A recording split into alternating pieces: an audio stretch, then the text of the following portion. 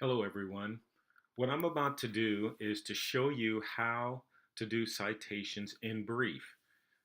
What you're going to have to do is study a little bit of this on your own and to um, try to apply some of the things that I'm going to show you today in your own writing. And over time, you'll get better at doing citations. I learned how to do citations in high school, but it wasn't until maybe a few years after college, even, that I began to really understand how to use citations effectively. But in any case, the whole point is that you must begin at some point in your academic career to learn how to do citations, and the quicker that you can master them, the better you'll be able to write much decent papers. And this is particularly important for those of you uh, who are at universities, the college level, or transferring from the community college level um, into majors like history, sociology, philosophy, where writing papers is paramount to your enrichment. So, what I'm about to do is first give you some brief guidelines on sources. I think one of the most important sources out there for writing that's on the internet that's actually free is a website called the OWL at Purdue University, the online writing lab. And what I love about what Purdue University has done is that they've put together a complete guide on how to write using MLA, which is fairly standard for English, APA, which is standard for a lot of the social science majors like psychology. There's also the Chicago Manual of Style in here, which is primarily used by historians. But the good thing about the OWL about Purdue is that not only will they teach you some basic guidelines about citations, there are guidelines about general writing. So, example, the writing process, academic writing. So, they'll give you some guidelines on what's the difference between just regular writing and academic writing. The mechanics of writing. They also have, and we'll just scroll back here really quickly. Um, all different kinds of resources for if you, for example, preventing plagiarism is a good one. So you should probably read this because a lot of students, um, write and their work is credited with having been plagiarized other sources. So you probably, as a student, want to be aware of what faculty members are looking at.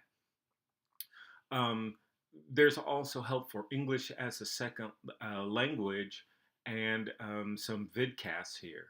But the good thing about this is that, if, for example, if you type in citations and you go, let's see, here, they'll all these different types of citations at the OWL will pop up. In-text citations is one that's popular, and I'll talk about those. The MLA, the APA style, etc. So hopefully what we'll be able to do here is I will give you just in a few seconds some just brief information that will get you started, and you can take a look at this um, online writing lab yourself. Now, what I'm going to do is I'm just going to minimize this really quickly and bring up my MS Word, and I will show you actually how you can cite using MS Word. This is in MS Word is the preferred um, writing tool anyway, so you might as well we might as well work off this. So the first thing that besides the OWL at Purdue, another manual that you can get, and usually you'll find this in the library, is the Chicago Manual of Style. The Chicago Manual of Style, as I said, is primarily used by historians. And if you want to take a look at the references for this and how they cite, you can do that. You'll probably find one of these at any major university library. The other book that I recommend that students get is what we call the Turabian Thesis Guide. And this is a book written by Kate Turabian many years ago, but it's a short manual for writing term papers, theses, and dissertations. It's really inexpensive. You can keep this with you, keep it in your backpack or, at the place where you write. And if you need to figure out how to do a citation for a magazine or something to that nature, you can flip it open really quickly and see how they do that. We've talked about the owl. Now, what I want to do is to basically show you three types of citations. Probably the citation that you're probably most familiar with in the college level is what we call parenthetical or in-text citations. And basically, what parenthetical citations do is they allow you to write a paper really quickly and not have to really fool around with the mechanics of putting in full citations. And here is an example of an in-text citation. And basically, all it does is it lists the author's last name and the page number where the information that you received from that particular source. So, for example, if I were writing, and I'm just going to copy this real quickly, if I were writing, and I've already prepared a short paragraph here that I wrote on Emil Griffith, if I were writing a paper and I wanted to put in um, a citation in a particular spot, so for example, we'll read the sentence here that says, documentary that chronicles the tragedy of the death of Bernardo the Kid Perret of Santa Clara, Cuba. If I wanted to put in where I got that information, I would simply write Washington, comma, 23. Okay, and that's as simple as that. Now, what this does is that it forces the person who is reading the text to know primarily what book you're using from Washington. So, for example, many scholars who are engaged deeply in the field will be reading all of the same books all over the country. So, when they see the name Washington, all the scholars will know exactly what book that comes from, which book of Washington it comes from. And if let's say that they are really not that familiar, they'll look up the different books that Washington wrote, and they'll be able to ascertain or figure out fairly quickly which one of those it came from. But that is an example of an in-text or parenthetical citation. Now, typically, the other way to do this is the traditional or standard way to do citations, and that is basically from a book and from an article. And here, what you're going to notice is the difference between parenthetical and from a book or an article is that from a book, they list the entire last name. So prior, where we had just Washington, here we have Jack Horner, the full name. Then what we have is the history of corners in the modern age. So what we have is a complete listing of the book that it came from.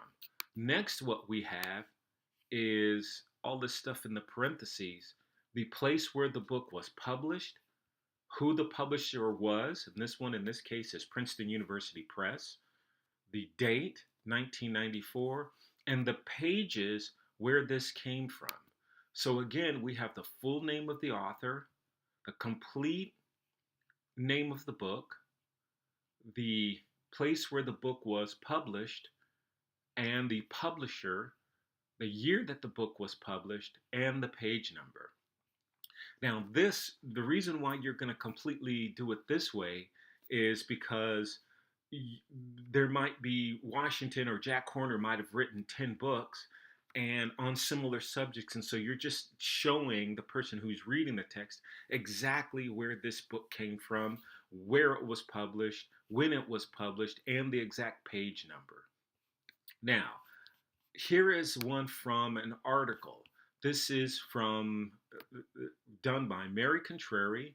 It shows the article's title, How Gardens Grow Things in a Row, and where exactly this article was written in, what magazine the article was written in, the Journal of Earthly Delights, the volume 26, the number, the year that it was published, and the exact page number that the article begins, or where that exact text was taken from. Again, for an article, we have the author's name, the title of the article, the magazine where the article was written, the volume, the number, the year that it was published, and the exact page number for which the reference was taken from. Okay, so then now the question is, for your papers, how do you get this in to your paper? What some students basically do is they take this information and they copy and they paste it into their text. This is not the right way to do that. I see this all the time, and it's not the right way to do that. So we'll just pull this out here. So that is an incorrect way. Now, it's more correct than not actually properly citing at all, but there is a much more efficient and better way to do this that doesn't cloud up your paper and make it too confusing. So the first thing that we want to do is we have the place where we want to insert a citation from Jack Horner.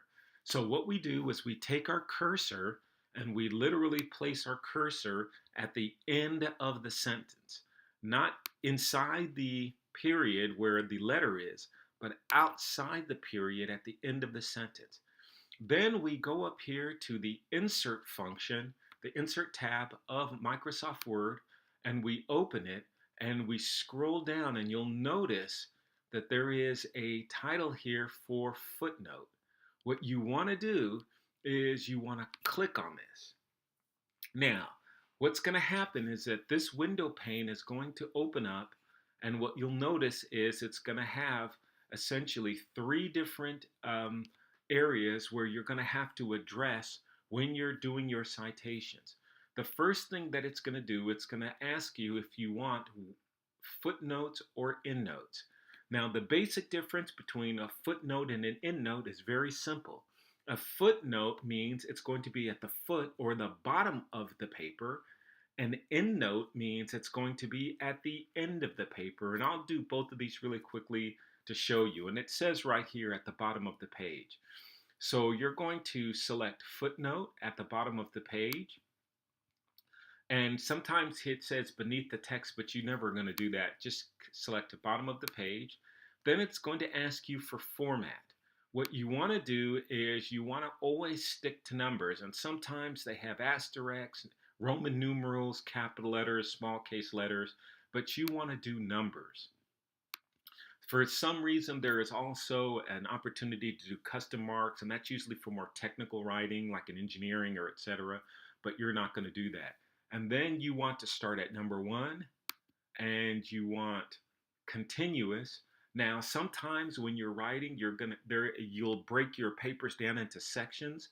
You'll often find this in books, but for your purposes, just stick with continuous. It's just much easier to deal with. And apply changes to whole document. Next, what you're going to do, once you've gotten this all arranged, you're going to click the Insert button. And if you noticed, it quickly reverted down to the foot of the page. And if you weren't able to see that really quickly, it put in a number right where we inserted it, right where we placed our cursor. So the number 1, because that's your first citation, is automatically there. Then what you're going to do is you're going to begin writing out your citation. So let me copy this really quickly, and I'll bring it further down so I can have a reference to go by. And let me place this where I can see it. So what you're going to do is when that number 1 pops up, you're just going to place your cursor right behind it, and you're going to start typing. So you're going to write Jack Horner, the history of coroners in the modern age. Sometimes you can place a comma here, but it's not necessary. Princeton University Press, comma, 1994, 36-9, period. Now, what I sometimes typically do is I will minimize this. I will make it a lot smaller, reduce the font, right? Because it just looks a little bit more professional and you can get it all on one line. And if you have more than one citation that you're going to place in here, you'll want them to be a lot smaller so you can cram a lot more citations in. Okay? Now, let's go back and review this. What we did is we went to the insert function, we went to footnote, we made sure that it's at the bottom of the page, the numbering, and we just hit insert. Okay, now let's say that you're writing more and you come to another spot where you need to put another citation. So let's just say that we're going to put one in here and we want to go back to the footnote. The footnotes, bottom of the page, the numbers, and we're going to hit insert. And if you noticed that it automatically inserted a number 2 because it's the next number, obviously, and the number 2 was here. So let's say that you're going to put in another reference note or another book. So I'm just grabbing another book here. So let's just say that we're going to do another book. Let's just put in Quintard Taylor, Seeking El Dorado,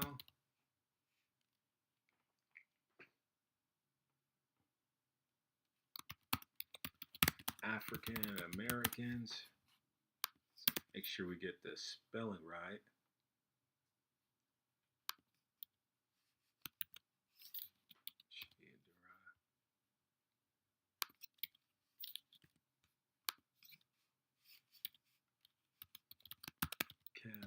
California. Then what we're going to do is we're going to put in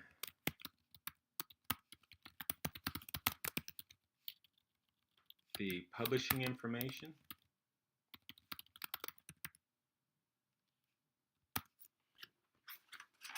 We want to make sure that we have the date that it was published and the page number. Now, all of this information can be found essentially, and let's reduce this really quickly.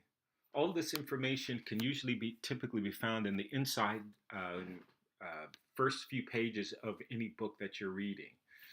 Now, let's do one more of these, and this time we'll do the article. Let's bring this down so I can have a look at this. Let's insert our article from Mary, and let's place it right here. Remember, again, outside the period, we go up to the footnote, we select that. We're still using our numbers. You never have to, once you get it set, you don't ever have to change that. We got our number 3, so we type in Mary Contrary,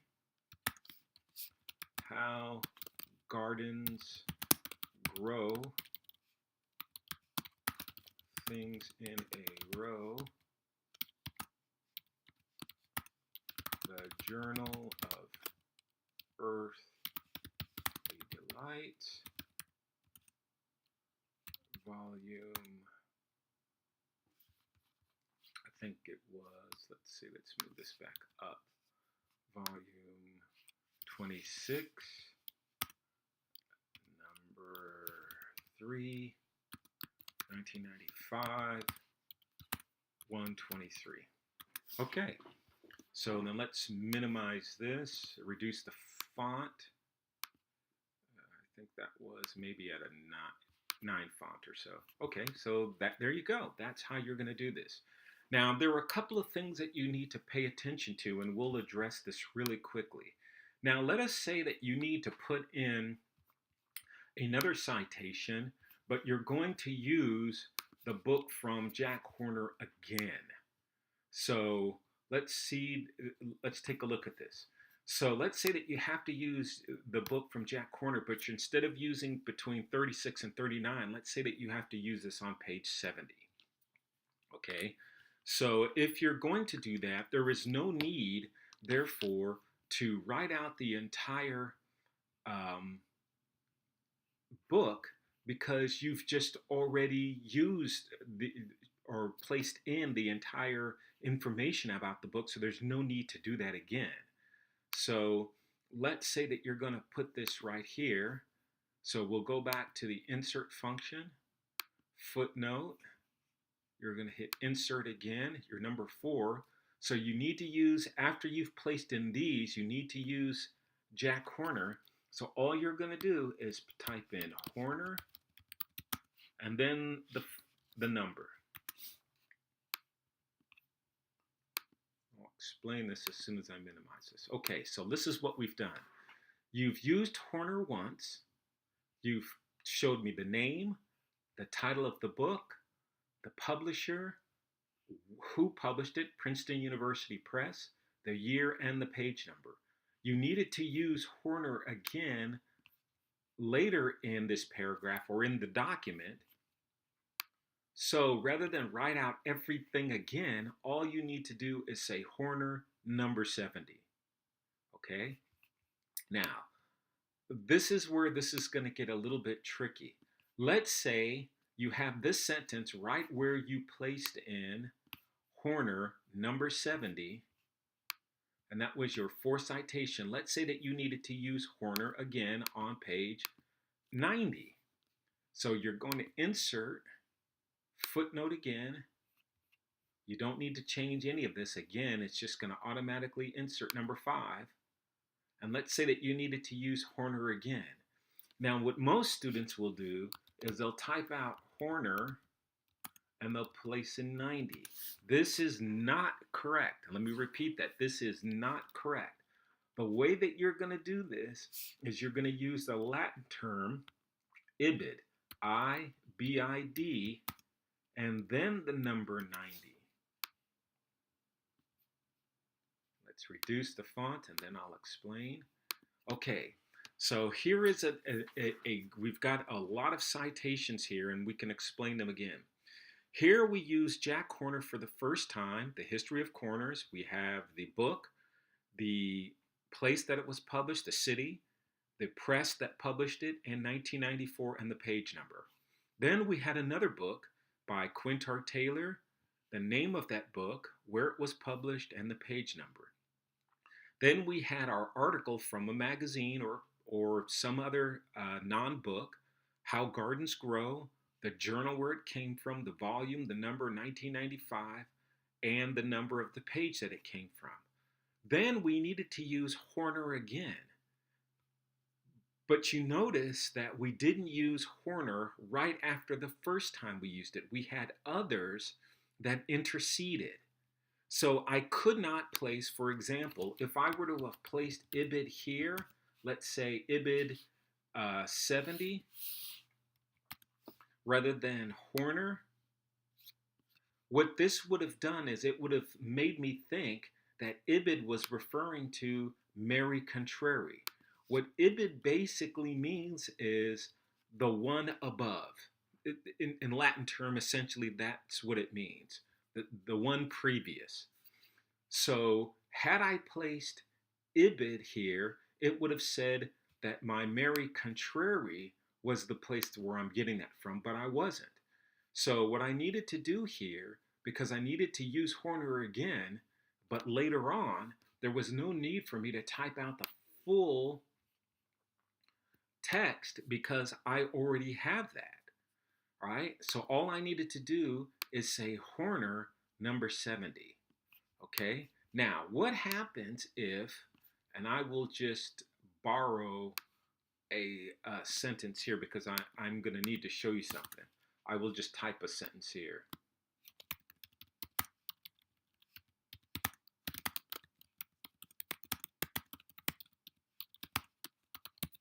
All right, so I've typed in this text, Benny the Parrot was a great boxer. Now, what happens here if I got this from another book that was written by Jack Horner? Let's say Jack Horner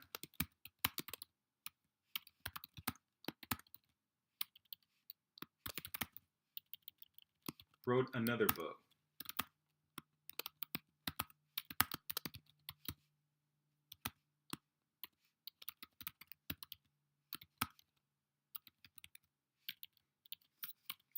Let me just copy and paste this information to save us some time.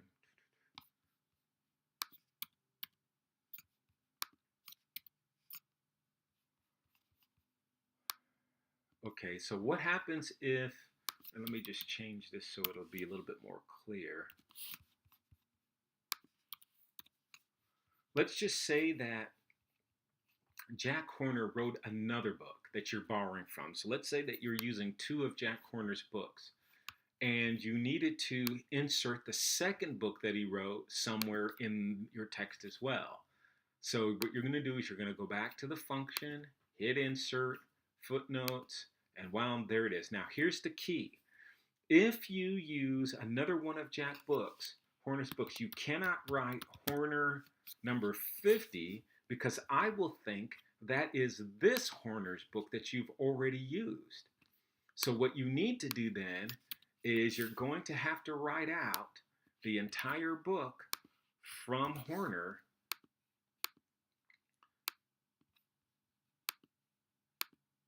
to clue me in that this is another book that Horner wrote. Now, once you do that, then you're going to go back to using ibid and etc. Okay? All right, so this is basically the gist or the function of the way that you're going to use citations. Now, it's going to be a little bit more complicated and a little bit, as you deal with more text, it does get a little bit more complicated, but this is just the gist. So what your citations ought to look like is exactly the way mine do here. All right, now I've reduced this font a little bit to make it look a little bit better. So you can make sure that all the fonts are the same and it'll look exactly like this. Now, so let me delete these out of here. And as you will see, you will have, let me push this down a little bit more so we can kind of take a look at these all at the same time. Let me just do one more. Okay, very good. Okay, so what we have here is we have our numbers inserted rather nicely right after the period. They're in chronological order, numerical order, 1, number 2, number 3, number 4, number 5, and 6, and the sources where these books come from after using the insert function. Now, let me just copy another portion of the sentence here, place this right there, put a period there, and let me show you what happens when you use the Endnote section. It's going to be the end of the document. You want to make sure that you have numbers. So you're going to place insert. And what this will do is that it will take you to the end of the document. So we'll just say, we'll just do one for short.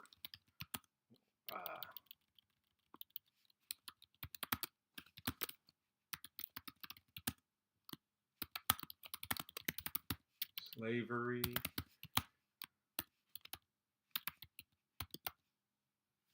And we'll put in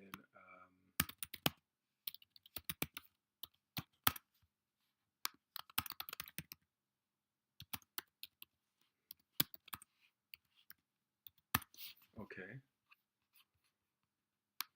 Now, if you noticed that it didn't jump right underneath, it actually went to an entirely separate page. So what's going to happen is that if you were writing And we'll show you here, if you were just writing text, the more that you write text, all it's going to do is it's going to keep pushing, as you can see there, this all the way down until you have to make another insertion, endnote, and it'll do the same. And then you'll keep writing, and it'll keep pushing it down. I generally use footnotes versus endnotes depending upon the length of the document. If it's a really long document, I use endnotes. If it's a 4 to 5 page paper, I generally use footnotes. Endnotes for larger, footnotes often for shorter documents. But that is, in essence, the basics, the very basics on how to do footnotes or endnotes. I encourage you to seek out the OWL at Purdue, Kate Turabian's thesis guide, or the Chicago Manual of Style, or any other book that tells you how to do citations. And that is all.